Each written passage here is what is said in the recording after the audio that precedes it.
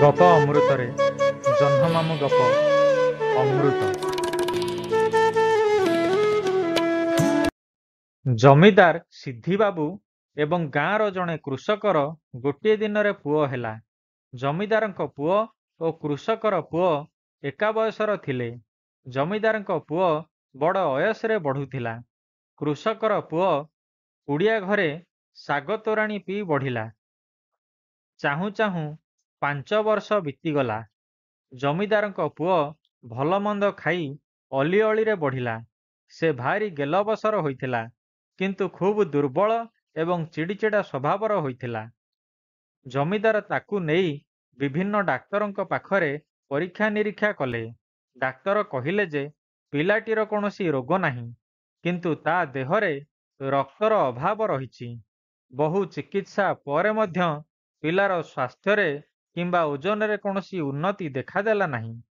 ତା ବୟସର ପିଲାମାନଙ୍କ ପରି ତା ଭିତରେ ଆନନ୍ଦ ଉତ୍ସାହ ଦେଖାଗଲା ନାହିଁ। ସବୁବେଳେ ଉଦାସ ହୋଇ ରହିଲା। ଦେହ ଭଲ ରହୁନଥିବାରୁ ତା ମନରେ ସୁଖ ନଥିଲା। ଦିନେ ଜମିଦାର ତାଙ୍କ ପୁଅକୁ ନେଇ କ୍ଷେତକୁ ବୁଲି ଯାଇଥିଲେ। ସେଠାରେ ସେ ଦେଖିଲେ ଯେ ଚାଷୀଟି ପୁଅ ସହିତ ଆନନ୍ଦରେ ଖେଳୁଛି।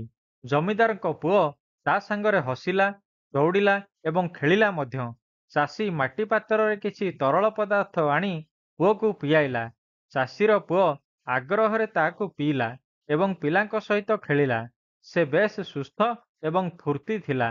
ଉତ୍କଣ୍ଠା ବଶତଃ ଜମିଦାର ପଚାରିଲେ, ତାହା କ'ଣ? ଚାଷୀ ଉତ୍ତର ଦେଲା, ମୋ ପୂର୍ବପୁରୁଷ ପିଇ ଆସୁଥିବା ସମାନ ଅମୃତ। ଜମିଦାର ଲକ୍ଷ୍ୟ କଲେ ଯେ ତାଙ୍କର ପୁଅ ଦିନକୁ ଦିନ ଦୁର୍ବଳ ହୋଇ ପଡ଼ୁଥିବା ବେଳେ ଚାଷୀର ପୁଅ ବେଶ୍ ସୁସ୍ଥ ସବଳ ହୋଇ ବଢ଼ୁଛି। ଦିନେ ସେ ନିଜର ଉତ୍କଣ୍ଠା ଅଟକାଇ ପାରିଲେ ନାହିଁ ଏବଂ ଚାଷୀଟି ଘରକୁ ଚାଲି ଚାଲି ଗଲେ। ତାକୁ କହିଲେ, ମୋ ପୁଅ ପାଇଁ କିଛି ଅମୃତ ଦେବ କି? ମୁଁ ପଇସା ଦେବି, ଯାହା କହିବ ଦେବି। ଆଜ୍ଞା, ଟଙ୍କା ପଇସା ଦେବା କଥା ନୁହେଁ। ମୁଁ ଭାବୁଛି ଆପଣଙ୍କ ପରି ଧନୀ ଲୋକ କ'ଣ ଏହାକୁ ପସନ୍ଦ କରିବେ? ଚାଷୀ କୁଣ୍ଠିତ ଭାବରେ କହିଲା, ମୁଁ ନିଶ୍ଚୟ ପସନ୍ଦ କରିବି। ମୋ ପୁଅର ସ୍ୱାସ୍ଥ୍ୟ ଓ ଆନନ୍ଦ ପାଇଁ ମୋ ପାଇଁ ଏହା ଗୁରୁତ୍ୱପୂର୍ଣ୍ଣ। ଜମିଦାର କହିଲେ, ତେବେ ଆଜ୍ଞା ଘରକୁ ଆସନ୍ତୁ, ମୁଁ ଆପଣଙ୍କୁ ଦେଖାଇବି। ଚାଷୀଟି ଏହା କହି ଜମିଦାରଙ୍କୁ କୁଡ଼ିଆ ଭିତରକୁ ନେଇଗଲା। ଜମିଦାରଙ୍କୁ ଚୁଲିରେ ବସିଥିବା ମାଣ୍ଡିଆ ଜାଉର ହାଣ୍ଡି ଦେଖାଇଲା। ତାପରେ କହିଲା, ଏହା ହିଁ ଗରିବ ଲୋକର ଅମୃତ, ଯାହାକି ଆମେ ପୁରୁଷ ପୁରୁଷ ଧରି ପିଇ ଆସିଛୁ। ଏହି ମାଣ୍ଡିଆ ଜାଉ ପିଲାକୁ ସୁସ୍ଥ ରଖେ, ପିଲାର ରକ୍ତର ଅଭାବ ଦୂର କରି ତାକୁ ଶକ୍ତିଶାଳୀ କରେ।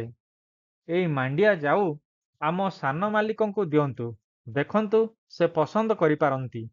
ସେତେବେଳକୁ ଚାଷୀର ପୁଅ ଜମିଦାରଙ୍କ ପୁଅକୁ ଆଉ ଗୋଟିଏ ଗିନାରେ କିଛି ମାଣ୍ଡିଆ ଜାଉ ଦେଇ ସାରିଥାଏ।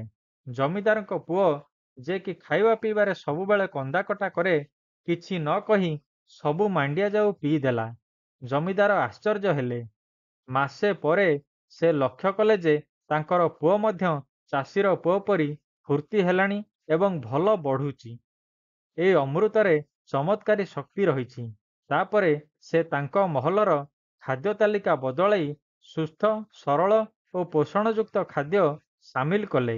ଏହା ସହିତ ନିଶ୍ଚିତ କଲେ ଯେ ତାଙ୍କ ପୁଅ ଅନ୍ୟ ପିଲାଙ୍କ ସହିତ ନିଶ୍ଚୟ ବାହାରେ ଖେଳିବ। ଜମିଦାରଙ୍କ ପୁଅ ସୁସ୍ଥ ଖାଦ୍ୟ ଖାଇ ଓ ଖେଳାବୁଲା କରି ସୁସ୍ୱାସ୍ଥ୍ୟ ଫେରି ପାଇଲା।